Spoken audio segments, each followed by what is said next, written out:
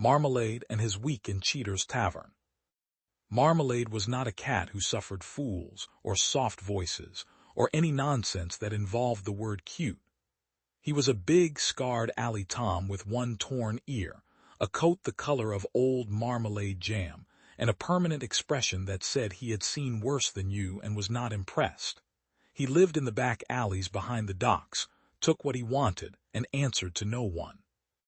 Until the weak Pat from Cheater's Tavern decided he was the solution to a problem. Cheater's was the kind of place that stayed open long after respectable bars had locked their doors. Red lights, sticky floors, a small stage with a brass pole, and a string of women who danced under names like Candy, Velvet, and Diamond. The girls were tough, funny, and tired in equal measure. Lately they had been more tired than usual because of the rats.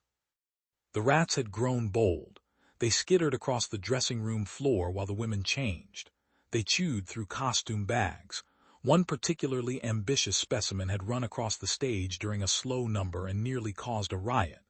The health inspector was due in 8 days, and Pat, owner, part-time bouncer, full-time worrier, refused to put down poison or traps. "I don't want dead things in the walls," he said. "I want the problem gone quiet." So he went looking for Marmalade. He found the big cat behind the fish market, eyeing a discarded chicken bone. Pat held out a paper plate of leftover spicy chicken from the kitchen, hot, greasy, and heavy with chili. Marmalade's nose twitched. He ate the entire plate without looking away from Pat once. That was the deal sealed. That night, after the last customer had been poured out the door and the stage lights had gone dark, Pat left the side door cracked and a fresh plate of spicy chicken on the bar. Marmalade slipped in like smoke. He spent the first night hunting. By morning 2 rats were gone, and a third was nursing a healthy respect for large orange cats. Pat found Marmalade asleep on a pile of clean towels in the dressing room, looking like he owned the place. The girls arrived for the afternoon shift and discovered him. "Oh my God, look at this big baby," Velvet said, dropping to her knees in nothing but a robe that was already half open. She scooped Marmalade up before he could decide whether to object. He went stiff for half a second. Then the warm skin, the soft voices, and the careful fingers under his chin did something unexpected to him. He let out a low, reluctant purr. Candy laughed and scratched behind his good ear. "You're just a big softy, aren't you, cute little baby?" Marmalade should have bitten someone. Instead, he leaned into the touch. For the first and only time in his hard life, he decided that being called a cute little baby while pressed against warm, bare skin was acceptable. Temporary, but acceptable. He spent the days sleeping in the dressing room on a nest of discarded costumes and feather boas. The women talked around him, painted their faces, adjusted pasties, and argued about rent and bad tippers. Marmalade listened with one eye open and occasionally accepted another piece of spicy chicken from Pat's hand. At night he worked. The rats learned quickly. By the 3rd night the dressing room was quiet.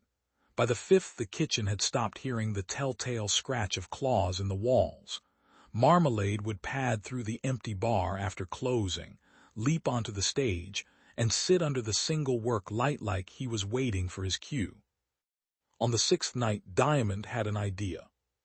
She carried him on stage during the final number, draped across her shoulders like a living stole while she moved under the red lights. The crowd lost its mind. People cheered. Someone threw money. Marmalade stared out at the room with pure disdain and refused to move, which only made the audience love him more. Pat laughed so hard he nearly dropped the till. The next night they did it again, and the night after that. Marmalade became part of the show, carried on, set down on a velvet stool, occasionally persuaded to walk the length of the stage for a piece of spicy chicken held just out of reach. He never performed. He simply existed, large and unimpressed, and the room adored him for it. On the morning the health inspector arrived, the tavern was spotless. No droppings, no chewed wires, no sudden movement in the corners. The inspector nodded, signed the papers, and left. Pat waited until the door closed, then placed an entire bag of spicy chicken on the bar in front of Marmalade. "You're a star," he said. Marmalade ate every piece, then allowed Velvet and Candy to gather him up one last time. They kissed the top of his head, called him their cute little baby, and told him he could stay forever if he wanted. He stayed one more night. When the sun came up on the 8th day, Marmalade slipped out the side door and into the alley like he had never been anything but an alley cat. He did not look back.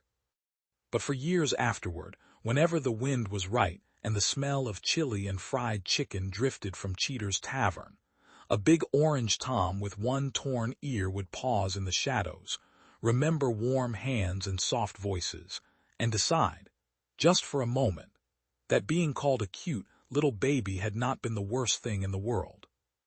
Then he would move on, because that was what big cats did. The rats never came back.